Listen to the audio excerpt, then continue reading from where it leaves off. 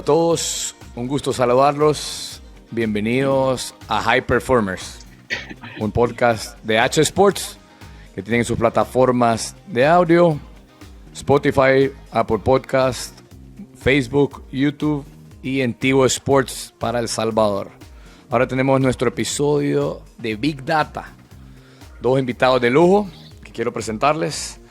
Ana de Sousa, primero, amiga y que pude estudiar con ella curso de FIFA y CIES, y con gran experiencia en Federación de Jamaica, incluyendo el Mundial Femenino 2023, con CONCACAF, EA Sports y ahora en FIFA.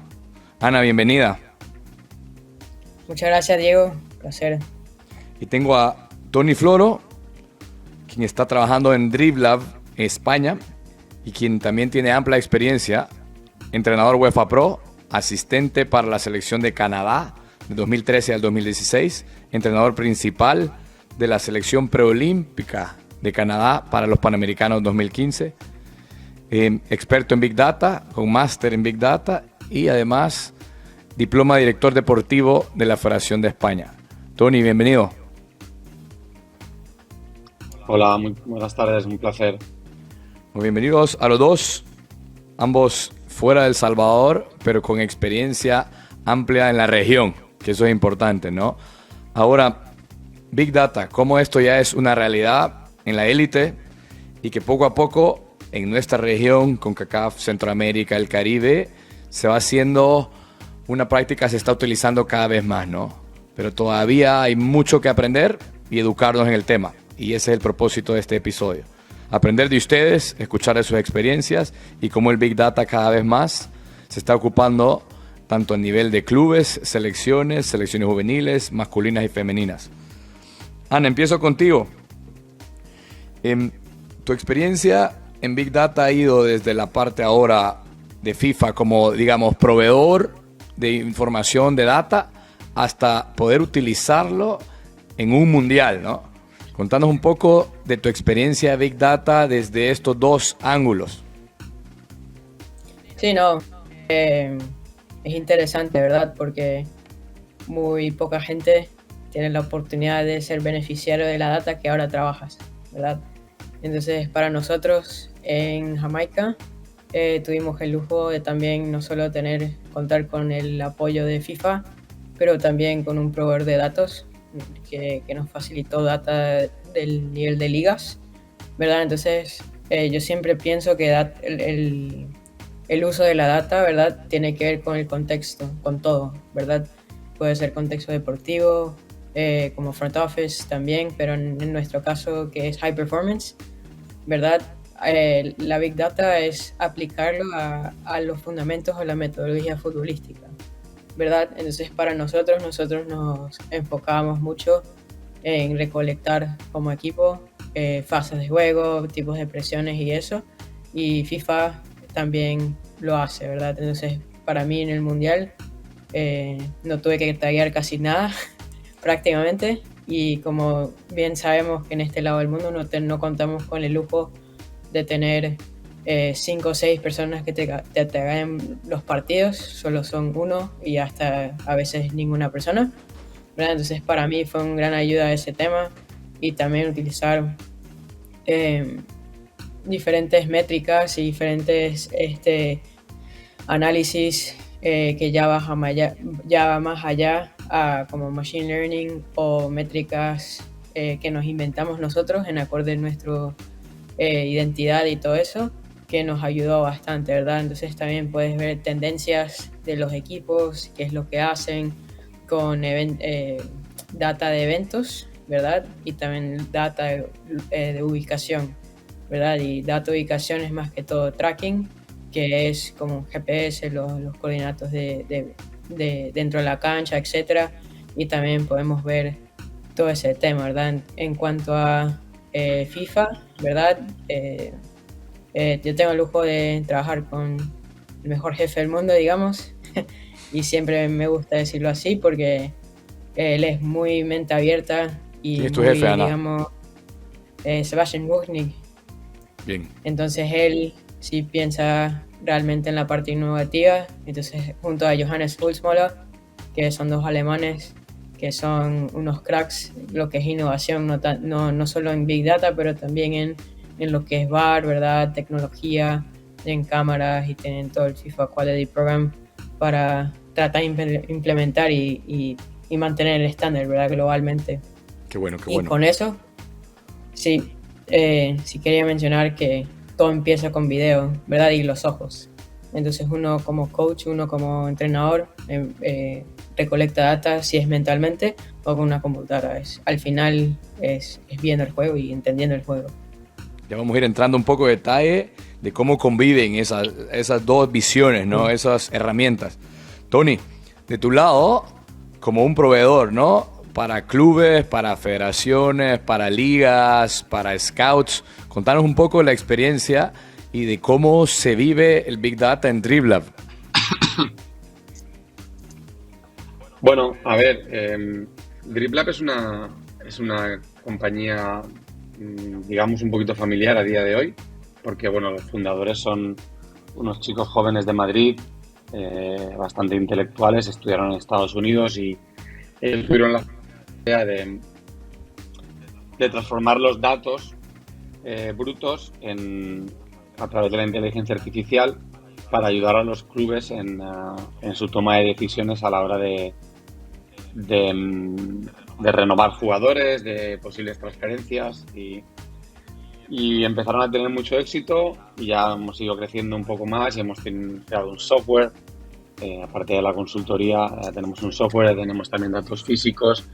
Y bueno, al final lo que hacemos es intentar apoyar a los clubes, a nuestros clientes en su día a día, ya no solo los fichajes, sino en análisis de partidos, análisis de rivales también, en su departamento de scouting a través de un hub que tenemos para que todos los informes se queden ahí. Y nada, facilitarle la vida a los clubes, ¿no? Que ganen tiempo y que ahorren dinero y que minimicen el error gracias a la inteligencia artificial basada en los datos.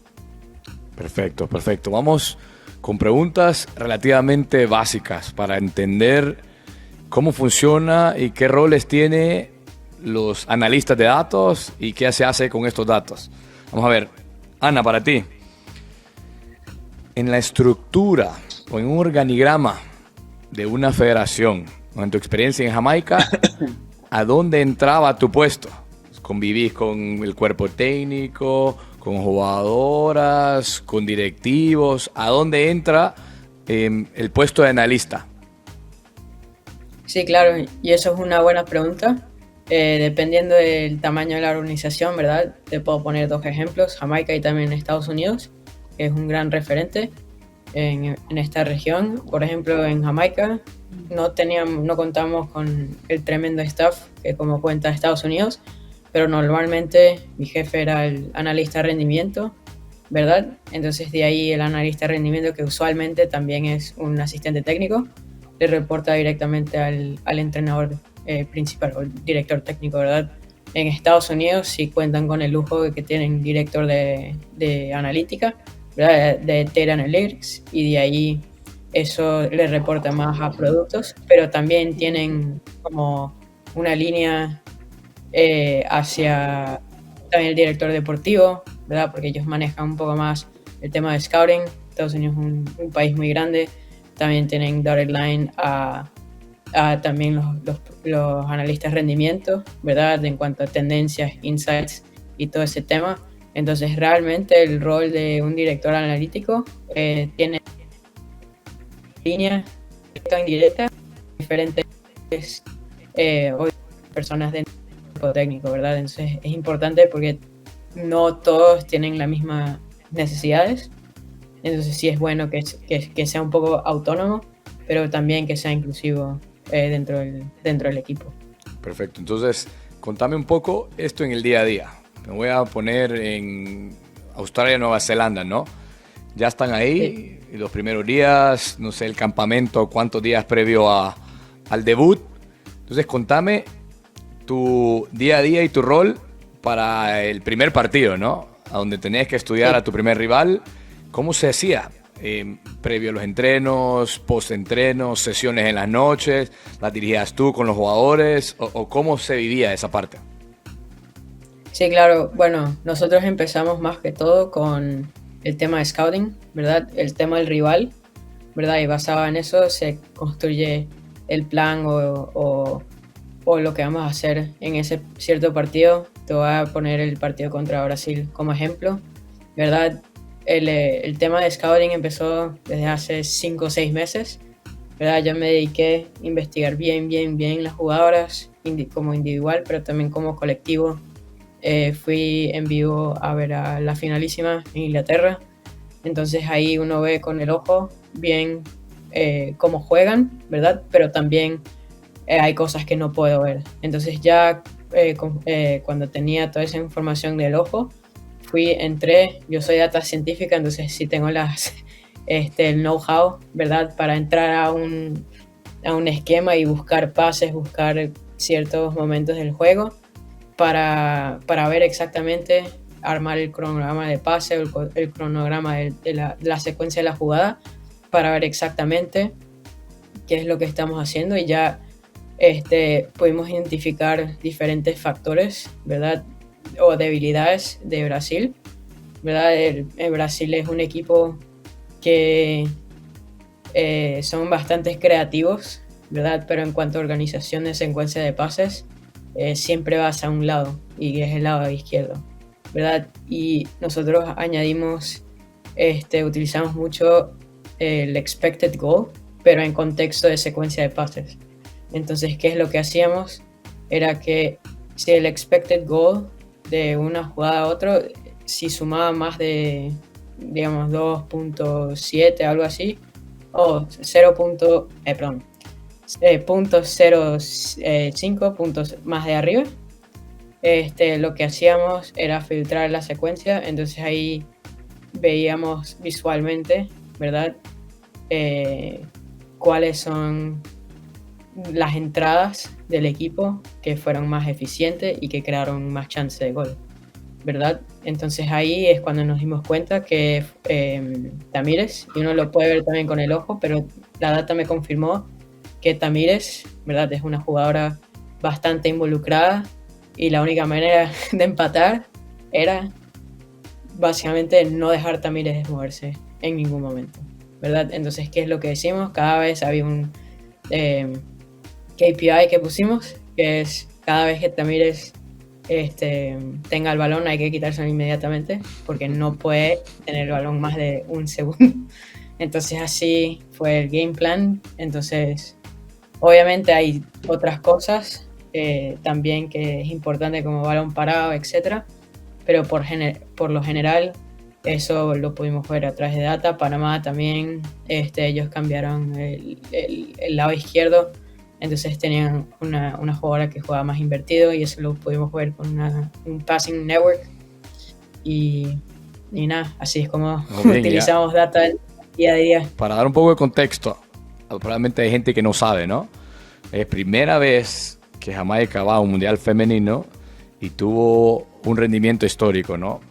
Octavos de final con partidos Australia, Francia, Brasil y Panamá, ¿no? Sí. Sí. Y de hecho en nuestra región fueron 6. Cuando yo trabajaba en CONCACAF siempre decía que íbamos a tener 6. Cuando cambiaron el formato, y por dicha se logró. Entonces, se logró. Ahora me quiero mantener con CONCACAF. Tony, ¿cómo ha evolucionado el uso de Big Data de tu experiencia en el cuerpo técnico de Canadá para el Mundial 2018, si no me equivoco, que tuviste en ese cuerpo técnico, a lo que ahora vives en DreamLab? Bueno, yo recuerdo cuando aterrizamos en Canadá, 2013, la selección venía de una época, no una época, pero sí de un mal momento, porque perdieron con Honduras con una goleada que hizo mucho daño. Perdieron, creo que fue 8-1, si no recuerdo mal. Pero fue un resultado engañoso, porque realmente no empezaron ganando. Lo que pasa es que luego se vinieron abajo y fue un resultado engañoso, pero bueno, hizo mucho daño. De ahí que nosotros fuimos a trabajar a Canadá y cuando llegamos allí nos encontramos que no había una buena estructura de scouting, no había los programas que ya en Europa llevaban 4 o 5 años funcionando como Instant Scout, Y Scout. Entonces, para nosotros no fue difícil implementar eso porque la federación, bueno, la Canadian Soccer Association inmediatamente se adaptó a todo esto. Pero claro, a tu pregunta respondo pues que en ese momento estaba muy atrasado en este aspecto a nivel de nuevas tecnologías, pero hoy están ya al día. De hecho, justo ayer tuve una reunión con dirigentes de la Canadian Premier League y para un tema de DribLab y bueno, ellos tienen ya bastantes, tienen ciertos proveedores de datos también y bueno, ha cambiado mucho el panorama en Canadá en ese aspecto. Qué bueno, qué bueno.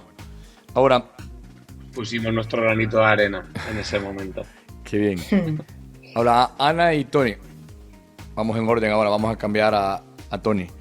Las herramientas. Hay mucha gente que aquí en Centroamérica, el Caribe, todavía no está tan familiarizado con las herramientas que se pueden ocupar para data, ¿no? Desde Wisecout, Instat, en video, Huddle, DribLab, StatsBomb.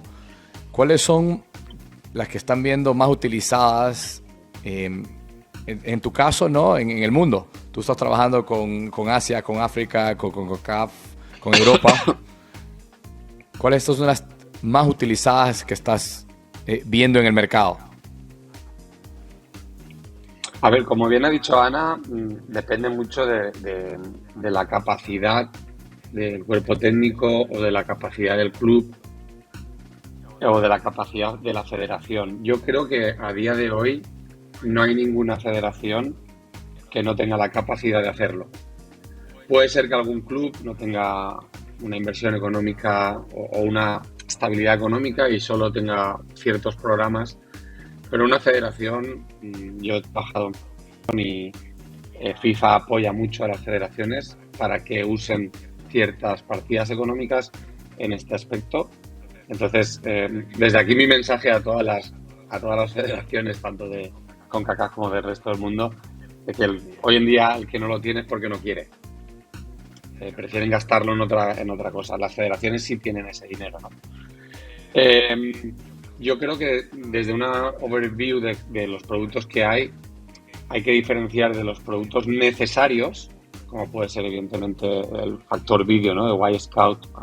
En este momento yo trabajaba para Instant Scout, pero que ya no existe. Ahora hay otras como Sportbase y Smart Stats que proveen de vídeo, sobre todo de vídeo de otras selecciones, ¿no? O de otros rivales, que los tienes que tener sí o sí para poder analizar tu rival, tu propio equipo y comparar y tal. Y luego hay otras que son profundamente de dato, como la nuestra, como StatsBomb, que lo que hacen es enriquecerte y si tienes un staff preparado para poder analizar bien los datos y tratarlos bien, como bien ha dicho Ana, te van a facilitar mucho el trabajo, ¿vale? A la vez tienes que trabajar mucho con el dato, pero sí que te van a dar una visión objetiva de lo que sucede en un partido o de lo que intenta hacer un rival, ¿no? De hecho, hay muchos analistas con los que yo hablo. Yo no me considero un analista como puede ser Ana, tan profundo. Yo vengo más de la parte de la cancha, pero sí que quiero evidentemente los datos, si no, no trabajaría en este mundo. Pero como bien te puede comentar Ana, hay muchos analistas que simplemente leyendo los extractos, los archivos de XLM y tal, pueden ver qué ha pasado en el partido, ¿no? Pueden ver quién ha dominado, en qué momento, quién han sido los jugadores. Sin ver el vídeo, te pueden decir por dónde han ido las cosas, ¿no?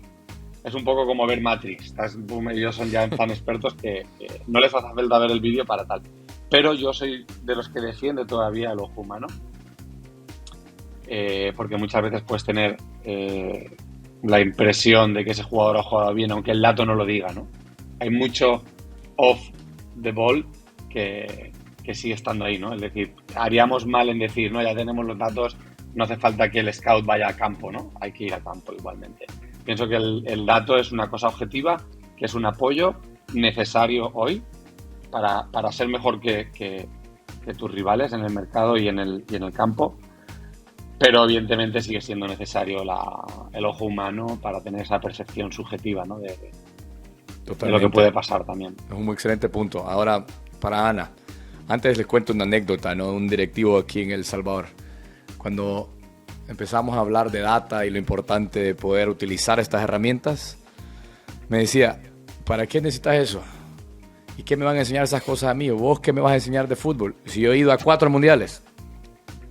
A ver, había asistido como aficionado, ¿no? Pero quiero ahora preguntar a Ana, esa convivencia o esa relación con directivos, con cuerpos técnicos que no necesariamente quieren tener el data o el análisis dentro de su día a día, no, y que tal vez son un poquito old school y que todavía es solo el ojo humano y no el complemento del data y de tener ambas cosas, ¿no? Que como bien dice Tony, lo importante de tener ese criterio de poder estar en el partido, como Ana dijo, ¿no? Fuiste a ver los partidos de primera mano y después complementás con un data, ¿no? Pero hay mucho todavía en esta región, puede que en otras también, que cuesta convencer directivos, entrenadores, incluso a algunos jugadores de cómo ahora el data puede darte desde el video, desde números, el XG, desde poder tener un pattern de pases del rival, y todo esto a veces no cuadra dentro de la cabeza del directivo o la visión del entrenador. ¿Cómo empezamos a convencer a estas personas, Ana, o experiencias que hayas tenido con personas que todavía no quieren ocupar estas herramientas? Sí, claro, de hecho, a mí me tocó, ¿verdad? Jamaica es parecido en mentalidad como Centroamérica o nuestros países, ¿verdad? Que mente cerrada y que no, bueno, yo no necesito esto, ¿verdad? Y tal, ¿por qué? Y tal, entonces, hay un dicho en inglés que se dice, you create a need and people will follow, ¿verdad? Entonces, en español se traduce a, si creas la necesidad, la gente te va a seguir, ¿verdad? Entonces, realmente, si lo pones en su idioma, que es idioma técnicos, ¿verdad? Idioma de entrenador, capaz tengan el buy-in, ¿verdad? Y para mí fue un poco difícil o un poco como un desafío, que yo no vengo de background de entrenador de por sí. O sea, yo tengo mi licencia C, ¿verdad? De US Soccer, pero al final no tengo UEFA Pro, no tengo UEFA A, etc. Y mucha gente de esta sí tenía. Entonces a mí me tocó bastante aprender del lado de ellos para poder tener empatía con ellos y también enseñarles en su propio idioma, ¿verdad? Porque necesitamos tal cosa. Entonces ya cuando ves los resultados, ya cuando vas ganando, ya cuando vas, ¿verdad? Dándole bien, ahí es cuando, ok, ahí está el buy-in, ¿verdad? Pero a veces cuesta un poco y cuesta bastante, pero al final del día, cuando se ven los resultados en la cancha, ¿verdad? Es lo mismo con acceso a video, ¿verdad? A veces la gente no piensa que necesita acceso a video, que puede ir mandando, puede pagar pasajes a los scouts y que vaya a los partidos y que, ¿verdad? Que saque el telefonito ahí, pero si no tienes nada en ángulo táctico todos los 90 minutos, ¿verdad? Es un poco complicado hacer un mejor análisis, ¿verdad? Entonces al final del día, si tienes herramientas o si tienes cosas de buena calidad, ¿verdad? Es un mejor rendimiento y mejor análisis al final del día. Totalmente de acuerdo. Tony, ahora, ejemplos del día a día para ti, ¿no? Tienen diferentes clubes, federaciones, ligas con los que trabajan. Sé que Orlegui Sports es uno de estos grupos. ¿Cómo se vive este rol como dribbler, ¿no? Que no es solo análisis de datos, solo análisis de rival, sino que también el servicio incluye posibles fichajes, ¿no? Se necesita un 9, un central, un lateral izquierdo. ¿Cómo dribbler puede ayudar a que este sea una herramienta y de uso importante para el director deportivo, para el entrenador o para el directivo en general?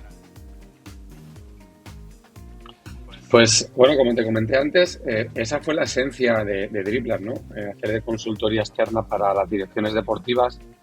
Nosotros sabemos que, sobre todo en el mundo de los clubes, las direcciones deportivas tienen mucha presión porque, bueno, si se equivocan en un fichaje enseguida pues les señalan, ¿no?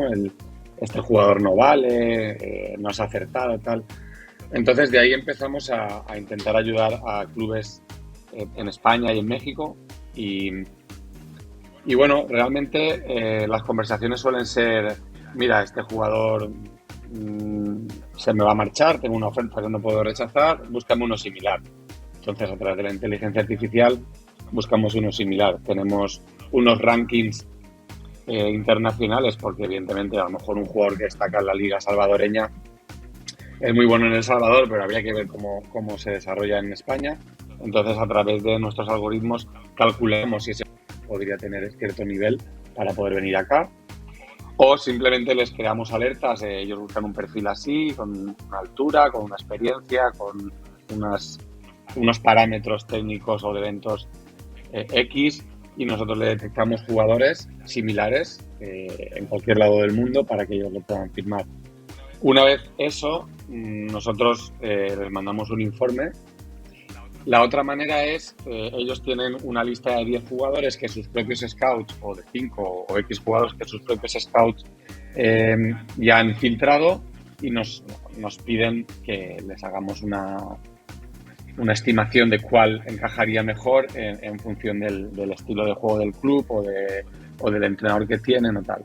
Y a la vez también trabajamos con empresas de representación que lo que quieren es placement report, ¿no? Es decir, oye, mira, este jugador mío termina contrato, ¿dónde lo podemos ubicar? ¿Qué club crees tú que tiene necesidad de este jugador? ¿O qué club crees tú que por el estilo de juego podría encajar, ¿no? De hecho, pues, este verano tuvimos un caso de un jugador de la Premier que iba a terminar el contrato en su equipo y tenía varias ofertas de la misma Premier League, y bueno, el representante nos solicitó un informe para ver en cuál encajaría mejor, y bueno, en eso se apoyó también para la negociación.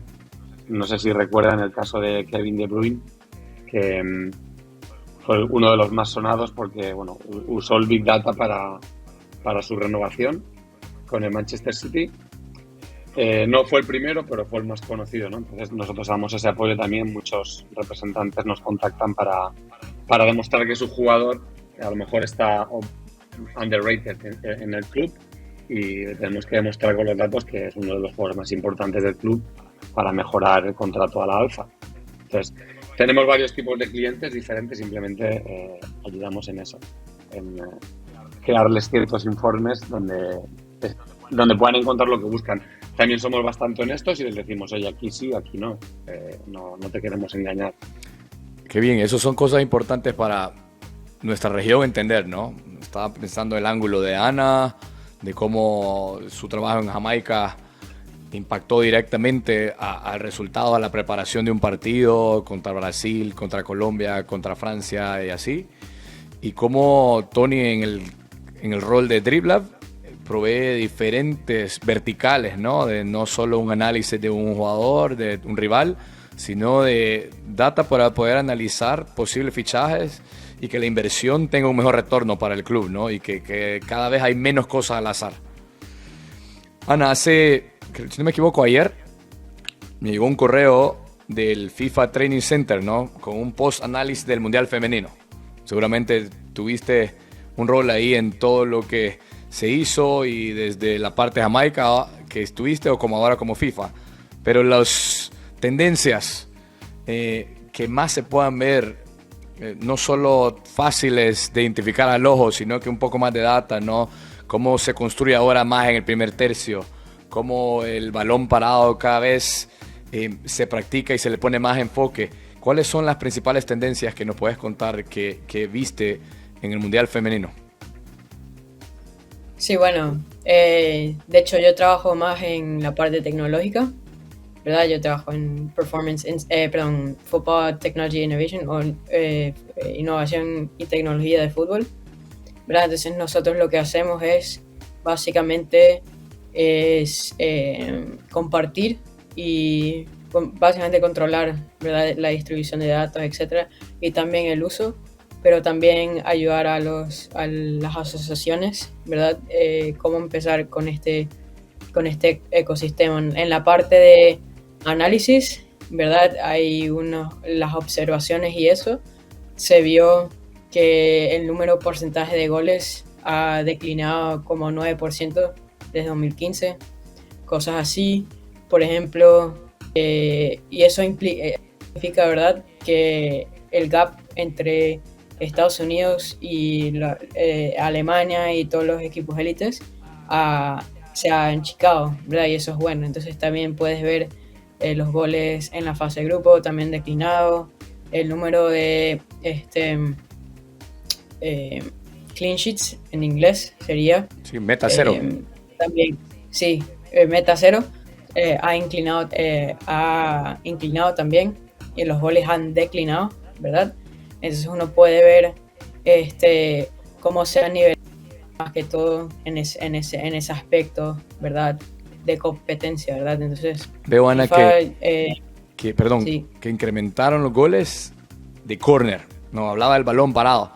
El balón parado para ustedes, ¿cuál es tu rol de preparación del balón parado, por ejemplo, en Jamaica?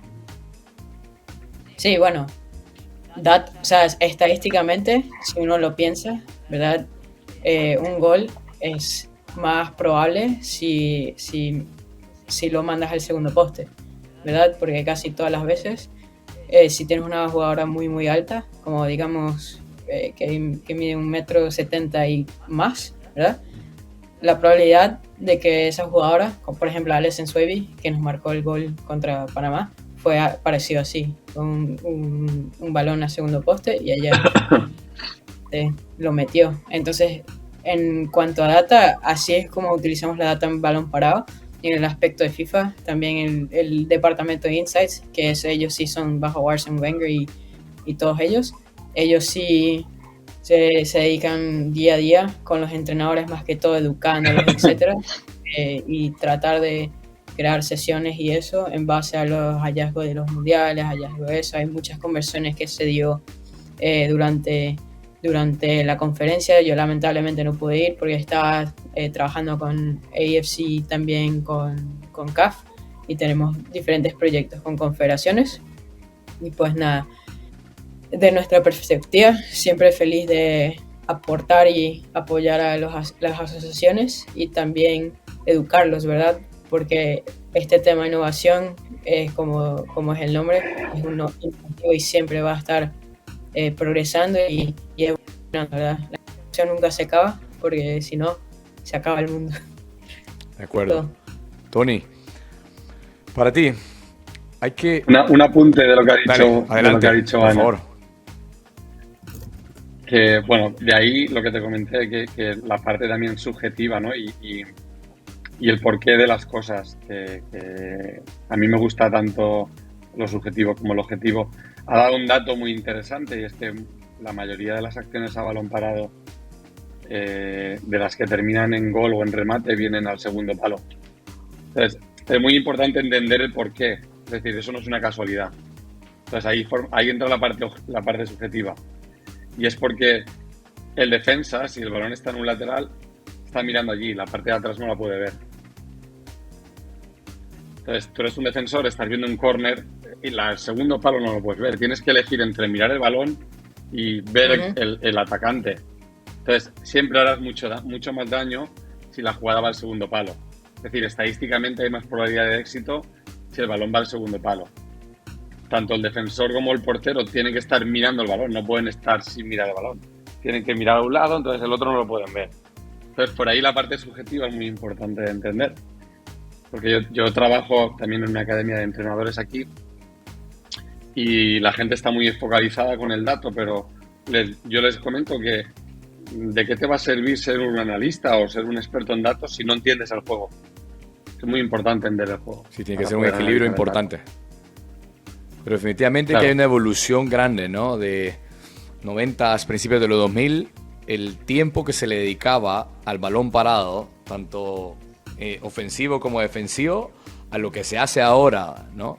Lo que los analistas tienen que recopilar el cuerpo técnico tiene, depende el recurso, ¿no? Pero tiene hasta una persona dedicada solo al balón parado. Pero bueno, parte importante, Tony, no hay que únicamente tomar datos y tomar decisiones con los datos, ¿no? Lo común ahora, ¿no? A ver, se habla de posesión. El equipo tal terminó con 70% de posesión. Pero a ver, esa posesión, cuando empezamos a hacer un zoom, fue buena parte en su primer tercio. Hay poca verticalidad en el juego. Todo esto se empieza a desglosar y ese 70% de repente no es tan efectivo, no es tan peligroso. ¿Cómo interpretar esa parte, no? Contanos un poco cómo lo vivís tú, tanto como entrenador en tu experiencia y ahora interpretándolo. A ver, yo aquí ya empezamos con lo subjetivo, que es mi opinión. Primero pienso que el dato en el fútbol, o sea, el dato en el deporte más complicado de interpretar es en el fútbol y de convencer es en el fútbol, como bien ha dicho Ana también, ¿no? No es tan fácil. Sin embargo, en otros deportes como básquet, como béisbol, cualquier otro deporte colectivo, fútbol americano, el dato es más preciso, hay menos parte subjetiva y entonces es más fácil analizar todo, ¿no? El fútbol son más jugadores, es más dinámico, hay contacto, son muchos factores que hacen que mucha gente todavía no crea tanto en el dato o no le dé la importancia que merece. Dicho esto, tenemos que tener en cuenta que el fútbol es un deporte que evoluciona más lento que los demás. Nos ha costado una eternidad a tener una asistencia de vídeo para los arbitrajes y aún así tenemos problemas, ¿no? con esto. Imaginaos lo complejo que es. Pero sobre todo es un deporte de 90 minutos que esperemos que algún día cambie esto porque se pierde tiempo y se cambian ritmos de partido en vez de hacer un periodo de tiempo de juego cuando el balón está en movimiento, como en la mayoría de los deportes. De esos 90 minutos, en balón en juego, si Ana me quiere corregir, pero bueno, cuando yo he estudiado un poquito más en profundidad, la media es de 55 o como mucho 60 minutos de balón en juego. O sea, piensa en esto, ¿eh? O sea, una tercera parte del tiempo del partido no se está jugando. El balón está parado, fuera o lo que sea. Luego reparte ese tiempo entre 22 jugadores. O sea, cada jugador puede tener el balón 2 minutos, 3 minutos como mucho. ¿Qué está haciendo los otros minutos del juego cuando él no tiene balón, ¿no? Imagínate lo importante que el tracking, como también ha comentado antes Ana, ¿no? Que están haciendo en cada momento del partido. Y luego, respecto a la posesión, aquí ya es evidentemente mucha controversia y muchas opiniones. Yo pienso que la posesión sirve más para controlar el ritmo que tú quieres llevar, más que para crear la ocasión. De hecho, está una estadística que los goles que vienen de ataque combinado es el menor porcentaje de goles. Vienen más por contragolpe o vienen más por balón parado. Es decir, si tú tienes 50 ataques durante un partido, muy pocos terminan en ocasión de gol. Muy pocos. Sin embargo, a lo mejor solo tienes 7 contraataques y 6 acaban en ocasión de gol. Evidentemente es por la lógica del fútbol, como hemos dicho antes. Un contragolpe, hay menos defensores, hay más probabilidad de que tengas la ocasión de gol. Dicho esto, pues sí, depende del equipo, depende del contexto. El Barcelona ha sido el equipo que ha llevado la bandera de la posesión y en unas épocas le ha ido bien, ahora no le está yendo bien con la posesión. De hecho, la temporada pasada ganó la Liga jugando con menos posesión y ganando por la mínima. Y este año pues están también teniendo problemas. Al final depende mucho de tu rival, de los jugadores que tú tienes. Es en función de ahí es donde entramos nosotros, ¿no? Para en función de qué estilo de juego te sirven unos jugadores más que otros. De acuerdo. Hay muchas cosas aquí que pudiéramos ampliar y hablar por horas, ¿no? Realmente quiero agradecerles y como parte final en nuestros episodios pedimos a nuestros invitados que nos recomienden qué les ha servido a ustedes para leer, para estudiar o para ver, ¿no? ¿Qué libros recomiendan leer a alguien que está interesado en el fútbol en general, en el análisis de datos? Algunos pueden ser documentales que han visto, y que recomiendan poder ver a gente que le encanta el fútbol, que le encanta el tema de estudiar y formarse en el deporte. Así que, Ana, empezamos contigo. De hecho, como bien lo ha dicho nuestro compañero acá, el fútbol está medio atrasado, entonces yo siempre leo más que todo y veo más que todo lo que está haciendo el NBA, ¿verdad? Entonces hay libros varios libros que se llama Sprawl Ball, de Kirk Goldsberry, que me gusta mucho. Entonces ellos básicamente te llevan la historia de lo que es básquetbol y también de una perspectiva estadística y analítica. Entonces ahí aprenden mucho de visualización de datos y cómo comunicar ciertas cosas al cuerpo técnico, etc. Entonces, como allá hay bastante buy-in, en fútbol tampoco no hay mucho buy-in, por eso aprendo más que todo con NBA y eso me ayuda. Buenos insights y buena recomendación. Tony, ¿algo que nos recomendés leer o ver? Bueno, yo tengo el defecto de no leer sobre mi trabajo. Cuando tengo tiempo para leer, que suele ser en periodo vacacional o en algún long weekend o cosas así, intento siempre leer cosas diferentes a lo que es mi trabajo, ¿no? Por desconectar. Lo que sí que recomiendo es a la gente que se forme, ¿no? Que acuda a los cursos que ofrece su federación, sea de entrenador, sea de analista, porque a mí eso es lo que me gusta. Es decir, yo creo que se me quedan más las cosas si asisto a una conferencia o si asisto a un curso, porque viene un profesional directo a transmitirte, ¿no? Le puedes preguntar, hay más interactuación. Luego, si es un fin de semana, haces amistad y como que te graba más las cosas, ¿no? No me gusta leer libros de biografías de personas del mundo del fútbol o estas cosas. Los que he leído no los quiero criticar, pero muchas veces el contenido es más personal o más de historias que han tenido y tal. Entonces, si realmente te quieres formar, no hay nada mejor que ir a las conferencias de expertos o ir a los cursos que dan expertos. Es lo que yo recomendaría. Y sobre todo, practicar, porque de nada vale ir a un curso, ir a una conferencia y luego no ejercer o no ir de prácticas a un club. A veces te toca trabajar gratis para poder coger esa experiencia. Pienso que es la manera más rápida y más eficaz de aprender de todo este mundo. De acuerdo con ambos. Les agradezco muchísimo su tiempo. Ana, un abrazo a Miami. Tony, un abrazo a Madrid. Les agradezco muchísimo el tiempo y seguramente vamos a estar en comunicación más adelante.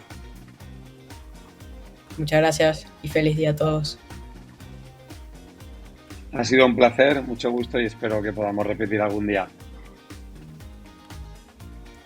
Perfecto, saludos a todos, les agradecemos y nos estamos viendo en el próximo episodio de High Performers.